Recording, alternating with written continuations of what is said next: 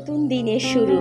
সকলকে মিষ্টি সকালের শুভেচ্ছা জানিয়ে আজকের ভিডিওটা শুরু করছি। কেমন আছেন সবাই?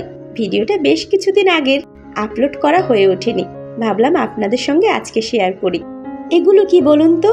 এগুলো মুগ ডাল, আমার মায়ের হাতে লাগানো, কিন্তু চারপাশটা এত জঙ্গল হয়েছে যার জন্য ফলনটা একটু কম ধরেছে।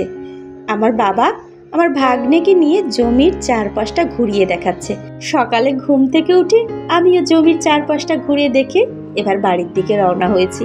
বাড়ির সামনেই আমাদের জমি, আর বাড়িতে এসে দেখছি মা দিদি রান্না শুরু করে দিয়েছে। আমিও একটু কাজে হেল্প করছি। দিদি বাড়িতে এলে আমাকে আর রান্নাঘরে ঢুকতে হয় না, দিদি সমস্তটা করে নেয়। সকালে ডাল ভাত বসিয়ে দিয়েছে, মা নিয়ে এসছে থানকুনি পাতা আর তিতা শাক। মাকে বলাই থাকে বাড়িতে এলে বেশি করে শাক নিয়ে আসবে, শহরে তো এসব টাটকা শাক সবজি পাওয়া যায় না। সজনে ডাঁটা দিয়ে ডাল হচ্ছে, আর থানকুনি পাতা দিয়ে দিদি বড়া করেছে। বড় ছেলে অনেক আগেই উঠে পড়েছে, সে দোলনায় দোল খেতে খেতেই শাকের বড়া দিয়েছি, খাচ্ছে। মায়ের হাঁসগুলো দেখেছেন? খেয়ে দিয়ে এত চর্বি হয়েছে, হাঁটতেই পারছে না, হেলে দুলেই হাঁটছে। সকালে খাওয়া দাওয়া সেরে দুই ছেলেকে নিয়ে দুজনে চলে এসেছি বিলের জমিতে। কি সুন্দর ধান হয়েছে, আর ধানের পাশে সূর্যমুখী গাছ লাগিয়েছে। আগে না আমাদের এলাকায় এরকম সূর্যমুখী চাষ হতো না, কিন্তু ইদানিং দেখছি প্রায় মানুষই এই সূর্যমুখী চাষটা করছে। দেখতে কিন্তু বেশ ভালোই লাগে, চারিদিকটা সবুজ আর মাঝে হলুদ হলুদ ফুল। যাই হোক, হাঁটতে হাঁটতে চলে এলাম আমাদের জমিতে। বেশ অনেকটা পথ হাঁটতে হয়, যাই হোক একটু হাঁটাও হলো। 1 বছর পর আবার এলাম এই ঘেরে। বাবা বলল যে আজকে ঘেরে জাল ফেলছি, চলো দেখে আসবে। আমাদের আসার আগে এই ছোট মাছগুলো পেয়েছে, সেই সাথে অনেকগুলো চিংড়ি মাছও ধরা হয়েছে। মাছ ধরা প্রায় শেষ, 2টো পগার আমাদের ঘেরে, একটা পগারের ধরা শেষ, আর বাকি এই পগারটা হলেই হয়ে যাবে। বাচ্চাদেরও নিয়ে আসলাম, ওরাও বেশ একটু মজা করতে পারবে। চিংড়ি মাছগুলো ধরে ধরে উপরে ফেলছে, বাবা সেগুলো নিয়ে বস্তায় রেখে দিচ্ছে। আমার ছেলে শহরে বড় হলে কি হবে, তার গ্রামের এই কাদা জল এগুলোকে সে ভীষণ পছন্দ করে। তাকে একবেলা খেতে না দিয়েও যদি এই কাদা জলের ভিতর তাকে নামিয়ে দেওয়া হয় তাহলে সে ভীষণ খুশি। মাছ ধরা প্রায় শেষ, মাছগুলো কি সুন্দর লাফাচ্ছে দেখেছেন? প্রতি বছর বর্ষাকালের আগে আগে ঘেরে মাছ ছাড়া হয়। গত বছরও বাবা বেশ মাছ ছেড়েছিল, কিন্তু এত বৃষ্টি হয়েছে, বৃষ্টির জন্য সমস্ত বিলের জমি একদম ডুবে গিয়েছিল, যার জন্য ঘেরে তেমন একটা মাছ নেই। তারপরও যতটুকু পেয়েছে বাবা ঠাকুরের কৃপায় ভালোই পেয়েছে। এই যে মাছগুলো সব তুলে নিয়েছে, এখন এগুলো বেছে বেছে বড় বড়গুলো রাখবে, আর ছোটগুলো সব ছেড়ে দেবে। পরে আবার কিছুদিন পরে খাবার দাবার দিয়ে আবার যখন বড় হবে তখন আবার এই মাছগুলো তোলা হবে।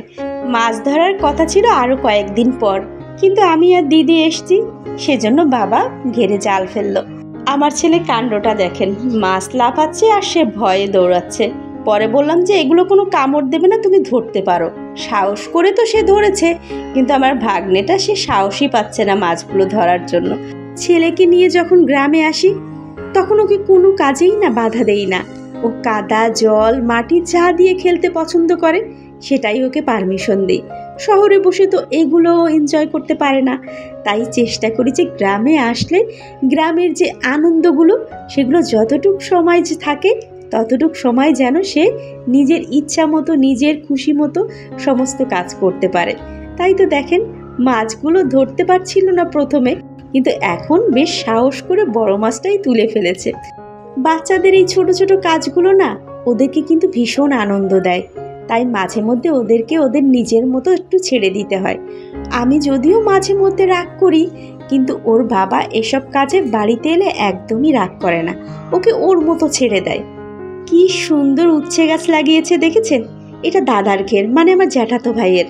আমার বাবা তো এখন পারে না, শুধু মাছ চাষই করে, সবজি চাষ আর করে না। পাশের জমিতে কি সুন্দর সূর্যমুখী গাছ লাগিয়েছে দেখেছেন? সূর্যের দিকে মুখ করে দাঁড়িয়ে আছে, দেখতে কি ভীষণ ভালো লাগছে। সবুজের মাঝে হলুদ ফুল, খুব সুন্দর হাওয়া দিচ্ছে, তাই গাছের নিচে কিছুক্ষণ দাঁড়িয়ে এখন বাড়ির দিকে রওনা দিয়েছি। মাছ ধরা তো শেষ, সবাই চলে এসছি, আর এখন দাঁড়িয়ে আছি ভ্যানের জন্য। বাবা গেল ভ্যান নিয়ে আসতে, এই ভ্যানটা অন্য কারো, হয়তো কোনো কাজে তারা এখানে রেখে গেছে। তো আমাদের ভ্যানটাও চলে এসছে, আর ছেলে দুজনকে উঠিয়ে দিয়েছি। ওরা ভ্যানে করে বাড়ি চলে যাবে, আর আমরা হাঁটতে হাঁটতেই চলে যাব। আর সেই সাথে মাছ নিয়ে এই দাদাটাও চলে গেল। যেদিন মাছ ধরা হবে সেদিন সারাটা দিন এই মাছের পিছনেই চলে যায়। মাছ কাটো, ধোও, আর এগুলো বেছে বেছে বিক্রির জন্য নেওয়া হচ্ছে।